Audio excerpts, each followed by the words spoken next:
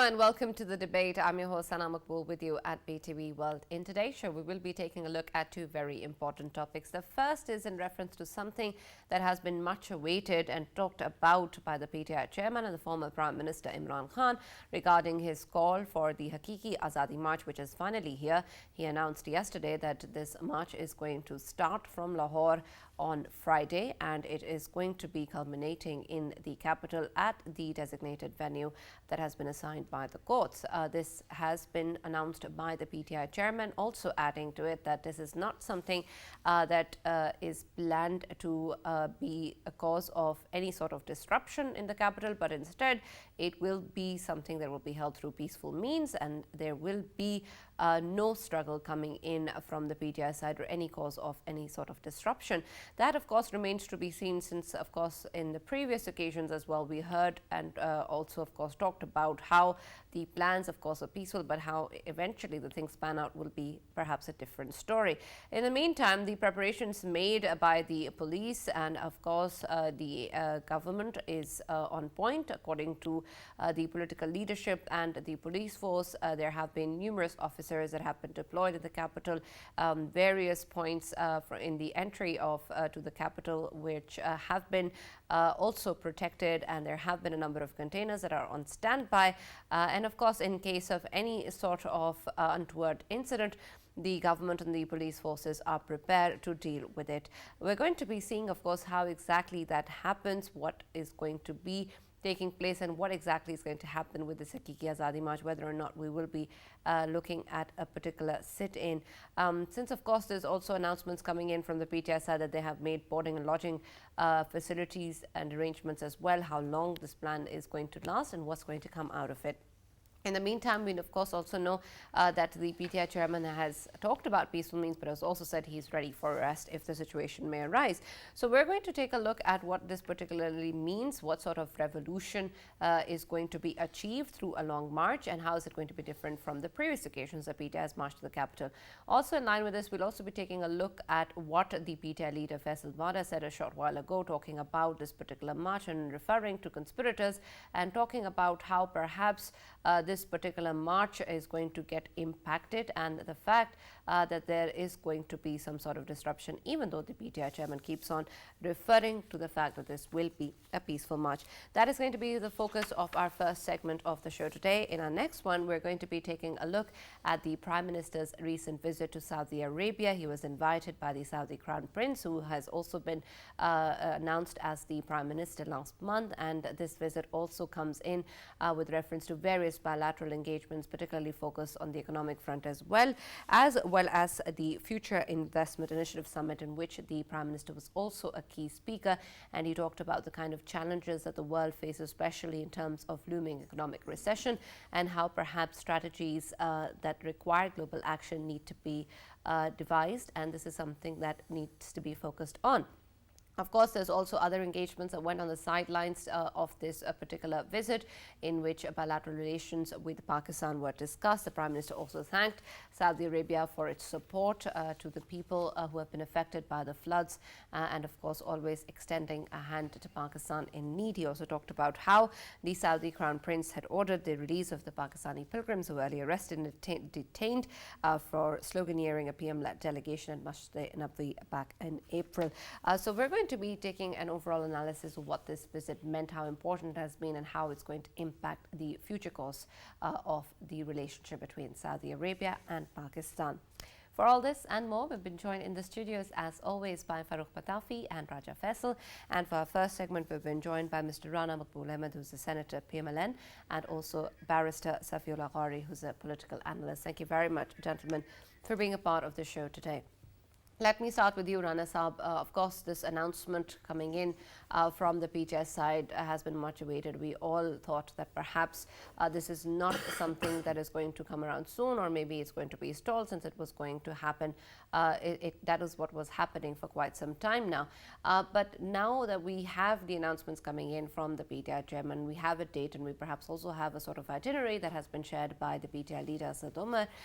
There seems to be a proper plan of action that's going to begin now on Friday. There have been numerous occasions in which the Interior Minister and the PTI chairman both have mentioned about their preparations and the fact that they are fully prepared to deal with any sort of situation.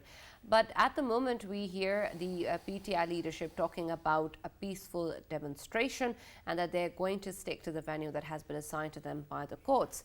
What sort of situation is the government preparing for or considering, since, of course, this is not the first time that the PTI is marching to the capital, and we have seen incidents that have occurred in the past as well? How exactly will the situation be handled?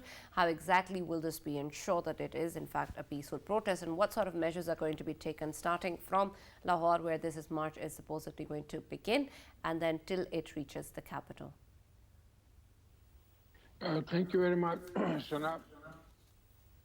Actually, the first objective of the government is to listen to the instructions and direction by the Supreme Court. You might have come to know about today's direction of the Supreme Court that the contempt proceeding, which was filed by the government, will be taken up by 31st, just to analyze the conduct of the opposition, especially the leader of the opposition, Mr. Imran Khan, about his violation and deviations from the directions of the Supreme Court last time. It's therefore Mr. Imran Khan is saying publicly that he'll abide by the instructions of the Supreme Court, only because he thinks that if he doesn't assure the Supreme Court, maybe the Supreme Court starts the contempt proceedings against him. The judge very graciously observed that, first of all, we have to go through the reply of the opposition of PTI to assess whether we should proceed under contempt laws or not. So that will be decided on 31st.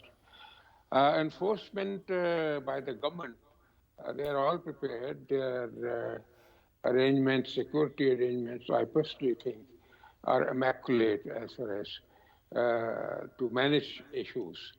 But I think PTI and Mr. Imran Khan particularly will not be able to achieve his objective for the time being, because the country doesn't have the conducive climate for election. More than 1/3 of the country is hit by a severe calamity, and there is a situation of starvation. Medicine is not available to the people. Their crops have been destroyed. The major issue with the government is the rehabilitation of those devastated people. Right. So I think this is not a correct demand by him. Right. But one objective he'll be able to achieve, that he wants commotion. He will be able to create a little commotion. His favorite activity is using abusive language, derogatory expressions, then provocative expressions. And he also uses a dismal degree of diction. So this is very to ask you about the government strategy regarding protection of the capital. Throughout the day, we kept on seeing the reports about how much ammunition is being distributed, how many police jawans are going to be deputed. It usually doesn't happen. Is there a reason why the government is putting this information out? Is it supposed to actually intimidate the other side, or there is something else to it? And Rana Saab, if you can allow me to add in, as you have mentioned that the country is facing calamity, 1/3 of the country is underwater right now. So can we say, or can we expect from the government to have a back channel sort of meet up and to figure out what their demands are and to talk over it and to reach to some sort of conciliation between the government and the opposition party, so to avoid all of this mess, at large? That is a very correct methodology to address the issue. I personally think this endeavor will also be there, and that is the need of the hour for both the parties. Because after we lock our hands ceaselessly, we'll damage the country's interest. You are absolutely correct, and efforts are on already. You might remember not less than the president of the country intervened, though his intervention didn't bear any substantial fruit so far, but efforts are there. And therefore, even yesterday, Imran Khan also said that there are certain communication going on behind the scene. So I think that effort will continue, and therefore I think the situation of clash will not be there, though the government thinks that the conduct and behavior of Imran Khan is extremely unpredictable. And most of the times he resorts to a very objectionable type of language as well as his actions. That is there. Keeping in view, this is a true pronged strategy, achieving two objectives simultaneously, communicating it to him that we are fully prepared, and communicating to the concerned quarters, you know who are the quarters, that situation is volcanic.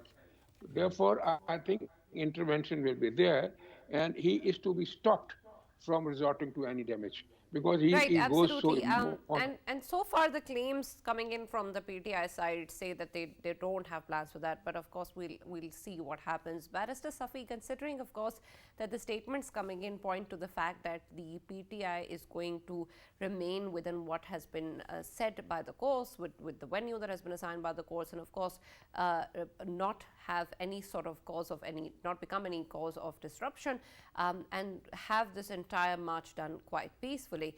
Of course, this is something that we've seen in the past as well, the statements coming in, and eventually things turn a different way.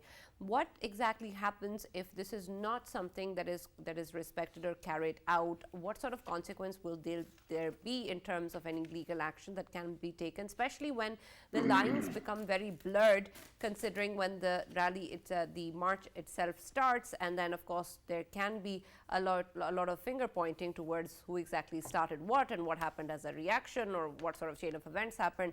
How will that all be discerned and then the action taken? It's a very Sana, you are absolutely Right. correct. Let me just Safi. quickly get Barrister In, Safi's opinion, Rana Sahab, and I'll come back to you.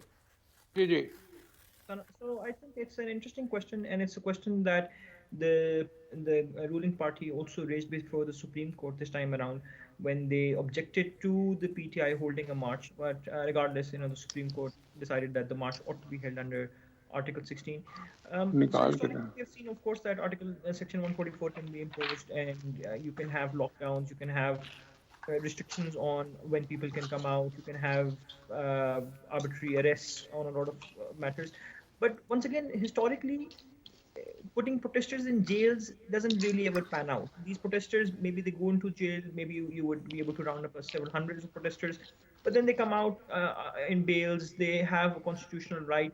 I've never really seen any of these things play out all the way to convictions.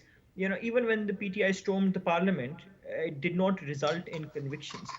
And that's a problem. That's a problem of the law. And that is something that the PTI is all too well aware of. Now, given the present scenario, and I was fully of the opinion myself, I was actually very much in line with the Supreme Court decision that the right to protest is an unfettered right. It's the right to peaceful assembly under Article 16. It's an unfettered right, and this ought to be granted to anyone who so desires. And so, if the PTI wishes to conduct a long march, so be it. They ought to be allowed to conduct a long march. But two incidents have just taken place which now have uh, given me cause to think otherwise. The first instance is that of Faisal Wada's press conference just right now. I was watching it, and the fact that very close and a senior, very close ally of Imran Khan and a very senior leader of PTI is now saying that this long march is necessarily going to result in bloodshed of uh, uh, innocent Innocent. protesters and bloodshed of known party leaders as a matter of a conspiracy. That is something very concerning, and I think that needs to be probed a little further. He says that he is going to come up with further information in the next couple of days, which then ought to be taken very seriously, investigated in the same manner that, for instance, Arshad Sharif's death is now being investigated in all seriousness by ensuring that the Ministry of Interior utilizes all its resources to try and do so. There's also another reason why I think this is particularly important. Imran Khan might as well be doing a peaceful protest, but he's coming to Islamabad at a time when the prime minister, when the foreign minister, when the finance minister are all going to be in China, and uh, and they're going to be in China for a very important meeting. This is the first meeting they're having with the new Chinese Prime Minister Li Qiang, and this meeting is all important because the 20th Party Congress of the Communist Party of China has set new goals for how the Belt and Road Initiative is going to carry out, what's going to happen in CPEC, the kinds of funding that is to be given. So just to give an imaginary scenario, just and I hope this never plays out, but Yeah, just to give an Barrister imaginary Gori, scenario. Barrister Gori, as you have mentioned the Just challenges. Wait, Faisal, let him complete. Yeah. Yes, let yes, me Barrister just Savi. this imaginary scenario. So for Pakistan, Pakistan's at the moment, I mean, it goes without saying that China is our closest ally. Is also our biggest investor at a time when our economy is sinking. China has been our biggest source of support. So at a time when your foreign minister, your prime minister, and your finance minister are in China, imagine if bloodshed breaks out in the streets of Islamabad. And of course, the Chinese intelligentsia is aware of it. This would be a cause of tremendous embarrassment to our leadership. One I hope they are not subjected to when they are out there to do very important diplomatic dealings that go beyond party politics. This is a matter of Pakistan's state and the kind of economic benefits that a state could benefit from. Yeah. Sorry, Barrister can you? Gori, as you have rightly pointed out, all of the important factors that can obviously hurt Pakistan in coming days. And you have mentioned about Faisal Voda's presser as well, and he has highlighted quite a few pertinent points which needs to be looked into. So, you being someone who's an authority on law, uh, would you be expecting some sort of suo moto from the Supreme Court, sir? And by the way, since you earlier spoke about the laws or the cases not being brought to closure, you also pointed out that there is a problem of law. So after the 2014 sit-in, there was a parliament and it continued to work till 2018. And then, of course, regarding various other things as well, there was a government that was effective of that sit-in. Where would you actually fix the responsibility of not fixing the law? And secondly, you were talking about this China business. That is very important. I remember Imran Khan Sahab went to China at that time. Something similar also happened. We keep on actually shifting the goalpost. For example, Imran Khan Sahab was for ages called a Yehudi agent. And then one day he actually stands for the oath taking and people start calling it Nazi salute. Similarly, at this moment as well, the question was what he is doing to America relationship. All of a sudden, we are talking about China relationship as well. How do you actually figure that? So, if I may answer Faisal Saab's question first, thank you very much for calling me an authority of the law. I do not consider myself to be one, but you've been very kind in saying that. That So said, now I know how to get the right kind of response from you. Next time I'm going to also, butter you up. Okay, go ahead. He's very kind, and I also respect him in the same manner. But that said, Faisal Saab, I really hope that the Supreme Court does not take suo motu action. I stand against the idea of courts taking suo motu action under Article 184.3 as and when they want whimsically, because these lead to the courts becoming increasingly politicized. This is a political matter. The court has already washed its hands of it. Now the political parties need to deal with it, and this is the only way the parliament will strengthen itself. Will continue to figure ways out rather than running to the courts for every single small matter. So that's my opinion. I hope that it does not. It could, of course, but you're obviously right. There are a lot of problems even with the courts right now. We have seen the law minister resign because he has some reservations with the kind of decisions that are being taken by some of the senior judges. I would not want to divulge further onto it, but we know, of course, know that things are happening that are a little unsavory from at least some perspectives. Regarding what Farooq Saab said, Farooq Saab, you raised a variety of issues. Um, Imran Khan, the perspectives on how Imran Khan is viewed by the public are, as you and I both know, always almost political. I don't imbibe or believe in the idea that Imran Khan has any political ideology, be it him being westernized or easternized, be it him being member of a Semite group or a Nazi group. I think it's all a power struggle. You yourself are an authority on real politics, and I think this is what politicians continue to do day in and day out: utilize different ideas, notions that can spur up public emotions as and when they feel they are appropriate. I wouldn't be surprised if this is a Nazi salute on purpose, because once again, those kind of nationalist symbols also tend to provoke certain sentiments in a group of people. Right, absolutely. By the way, calling me Yes. an authority functionally shuts He's me just- up. So Yeah, I'm going to he's hold just my doing peace. his Go thing. ahead, Sana. Rana Saab, but considering, of course, that all of this is something that is expected, there is a lot that the nation wants to be able to see in terms of how their lives are protected, how there's not a lot of disruption on the streets. There is, of course, the devastating floods that you mentioned. There is, of course, the economic crisis that we're currently still going through. There is a lot that is at stake, and especially, as Barrister Safi was saying, there are important engagements with different countries around the world. At this time, of course, at the end of the day, the responsibility is with the state to be able to protect its citizens. What sort of measures are still needed in terms of, in light of especially what the PTI leader Faisal Wada has talked about? Will there be serious engagement with him and the kind of statements or claims that he's made in terms of figuring this out prior to this march actually starting?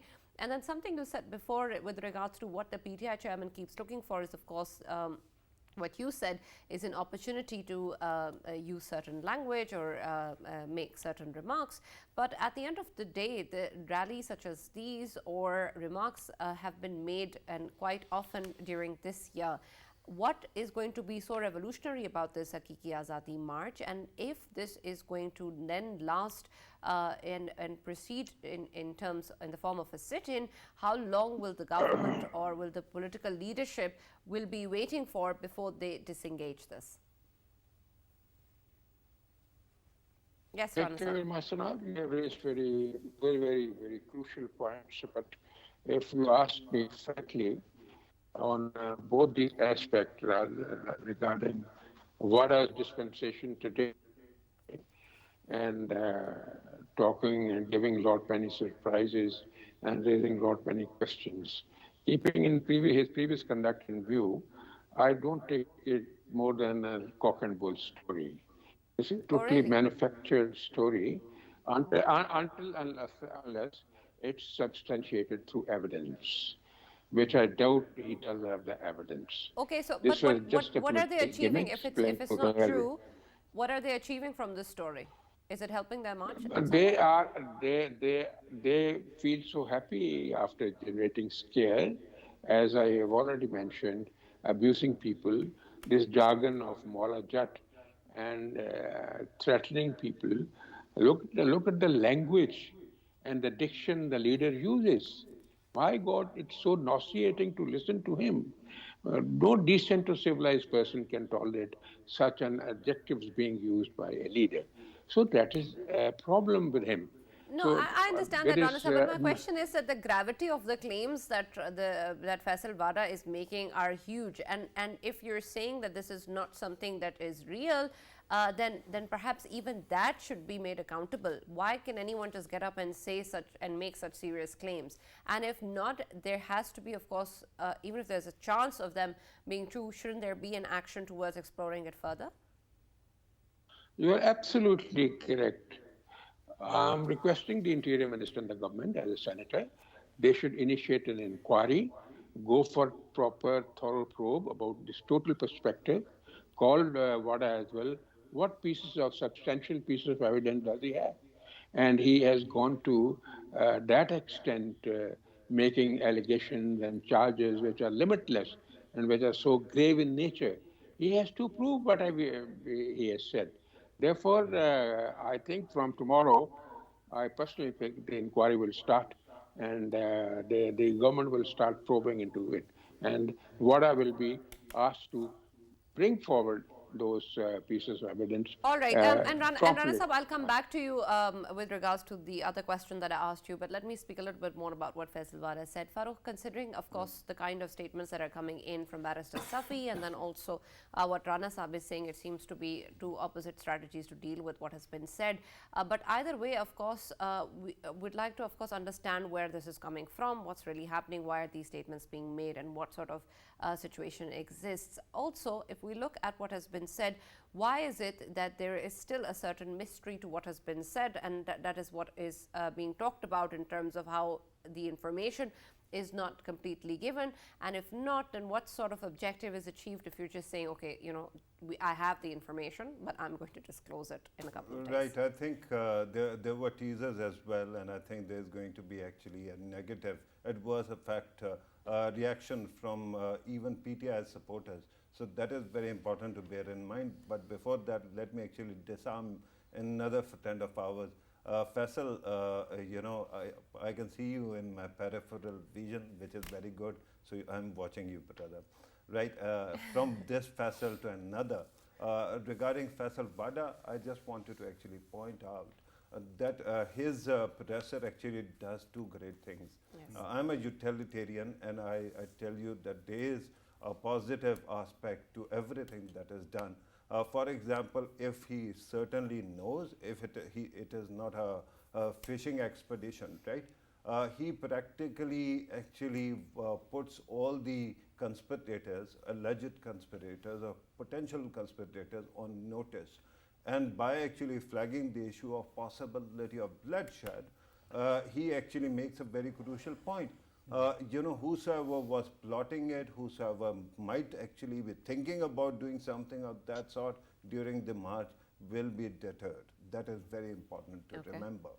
Secondly, regarding Arshad Sharif also, there are, let us be frank, we have been asking these questions daily. You know, we have been actually asking these questions to ourselves, putting out these questions as well, and they are on everybody's mind. You know, a traveling car, a very fast traveling car, you know, people actually fired at it. And then, surprise, surprise, only a person who was actually being hounded is killed, and the driver is not even harmed. And, you know, this kind of story actually is important to probe, and I think it was correct to highlight that the people who were accompanying him at that time, they might also be culpable, right? There's no harm in actually probing these questions. But my concern and what actually pleases me is that by putting out this statement, he has ensured that if somebody was actually plotting to sabotage this march, will be deterred. Because we don't want to see further bloodshed in this country. And God forbid if something of that sort is to happen, then at least there will be, yes, sir, I keep on watching you. Faisal Saab. Okay, but you know, if that kind of a thing is about to happen, I can very clearly tell you that it is going to have an impact on his narrative and how that actually shapes up the politics of the country. At this moment, we all should be actually worried about Faisal Wada's security as well as leadership of PTI and people he was referring to outside PTI, that their security is also very important. Thank you, Farooq, for allowing me to I knew that the moment I start me. speaking, my brother gets restless. So I just wanted to actually remind you that I'm watching you. Yeah, thank you. Okay. Rana Saab, very very important times, of course, in Pakistan, and a very important visit of Prime Minister of Pakistan. He is in a country called Saudi Arabia, and we know that when it comes to other countries, we always say we have friendly relations with them. But when it comes to Saudi Arabia, we always say we have brotherly relations with Saudi Arabia. And you know better than I do, because you have been attached with politics since I think I didn't even exist at that time when you were in the politics, sir. And don't you think that right now Saudis can play a very pivotal role when it comes to easing up the situation right now in Pakistan, especially looking at the veracity of it? It is simply chaos, whatever is going to happen. So, can we expect some kind of role, as we have been seeing in past as well? The Saudis, they have always played a positive role in Pakistan to diffuse this kind of chaos. So, sir, can we expect this time around as well? Let me actually rephrase the question a little bit and take it to Barrister Safi, since we're going to be talking at length about this in our next segment, and Rana Sab is going to be with us for that as well. But Barrister Safi, considering, of course, what all has transpired within the political domain of the country since the start of this year, and how, of course, every time something like this happens, there are foreign elements that are pointed towards. Should this even be an exercise that we should be looking for in terms of any sort of foreign elements coming in and diffusing tensions, or whether such backdoor channels you think are in fact helpful and are anyway happening and should be encouraged? Are you referring to Pakistan's visit to Saudi Arabia? Yep. Yes, and the fact that the political dynamics within the country should be something that is addressed to or looked for in terms of foreign elements.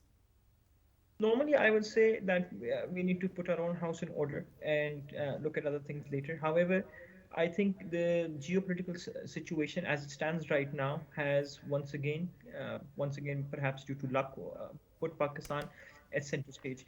And Pakistan can, as its geopolitical relevance had decreased ever since the American exit from Afghanistan, Pakistan can once again start playing a much greater role. There is, a lot of hoarding of oil going on. The U.S.-Saudi relationships aren't particularly good. The U.S.-Chinese relationships are at an all-time low. Pakistan serves as a gateway to the Muslim world for China. Pakistan serves as a bridge between Russia, China, to the Middle East. And I think if diplomacy is at this point of time prioritized, it would serve Pakistan's interest very well. And I also think that Pakistan is, for a change, playing the diplomatic game quite well. Honestly, I've always admired India for great diplomacy, but for the first time, I feel like Pakistan is also doing a fairly good job, and this is what Pakistan ought to keep doing. This is what my honest Right, opinion but is. Barrister Safi, what Faisal and I were earlier pointing towards was the involvement in terms of the domestic political situation and whether or not there can be any sort of interference or intervention or any help coming in from outside of Pakistan. Should that even be something we should consider or look for? It's a good question.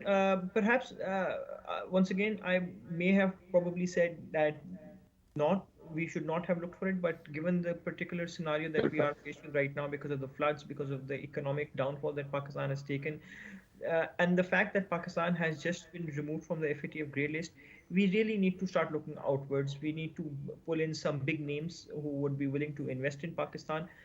News, for instance, of Saudi Arabia investing $5 billion into Pakistan's oil refineries. These are fantastic news because they signal to 12 international investors that every Pakistan is open for business now. And these kind of signalings are very important. I think Pakistan really needs to. I keep saying, I was on a show recently as well, just a while ago.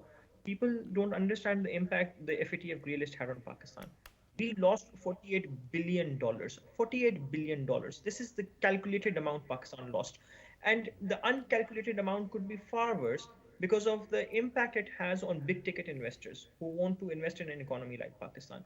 Now that Right. we have finally gotten rid of our terrorism charges, we have finally dealt with, we've done the Zarbe Azab, we have gotten out of the FATF grey list. We now really need to flex our international diplomatic muscle as best as we can. Right, And I absolutely. fully agree that we do so. Unfortunately, that's all we have time for. But thank you very much, Barrister Safi, for joining us for our first segment. And I request Rana Saab to stay with us for the second one as well. We're going to be talking about the Prime Minister's recent visit to Riyadh and, of course, the participation and in terms of the bilateral engagements and as part of the Future Investment Summit as well. What sort of a dynamic we're looking for or hoping for, and coming in from Saudi Arabia, how is it going to help the current situation that Pakistan is in? Rana Saab, firstly, your comments on how significant and important this particular visit has been, and what is the biggest takeaways, considering, of course, that this is something that we really would like to see evolve between the two countries as well. And then, of course, building on what Faisal had earlier requested in terms of how it's going to also impact the current political situation and whether or not it's actually going to help us in this particular domain. So considering, of course, the overall visit and the significance of our participation in the investment summit, this is an important relationship for us and we want to be able to take it forward. So how is it that when we take a look at this particular seminar and then, of course, the bilateral engagements, can we see the relationship between Pakistan and Saudi Arabia evolve in the future? Right, I think Rana Saab is not with us at the moment, and I think the producer has just perhaps just thought that maybe you're Rana Saab, but I believe you can take the question, Farooq. Go ahead. Rana Saab, please. He's going to be joining us very soon, Faisal. Raja Saab, don't pull my leg. Today I'm in a funny mood, you know that. And I've been pointing that out. Don't push it, yes. But yeah, don't push it, by the way. Yeah. Or pull the leg. In any case, Sana, Saudi-Pakistan relationship is of utmost importance. I think in the past there were miscalculations or miscommunications, so to speak. I think that with the rise of Mohammed bin Salman as first as the crown prince and then as the prime minister of Saudi Arabia, I think we have found an ambassador, a Pakistani ambassador in Saudi Arabia, and he has been supporting Pakistan's causes all over. I think this visit was important because the prime minister went to the Futures Initiative conference, which is thought to be Davos, in the desert. And I think that there Pakistan got a great opportunity to present its case over there. But regarding relationship, I'm going to actually flag another very important thing.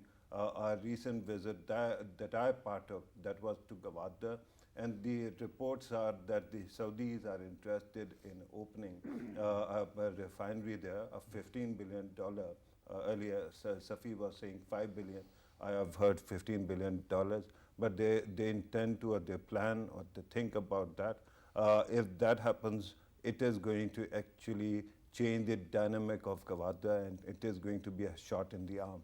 So I think that at this moment, on one side, this is happening, and on the other side, Saudi Arabia, of course, is also inaugurating its similar kind of city called Neom, which is going to be, a high-tech city. So there too, Pakistanis will be able to find employment, and they will be able to actually benefit from the business opportunities there as well. So I think that there's going to be more and more cooperation between the two countries in coming days.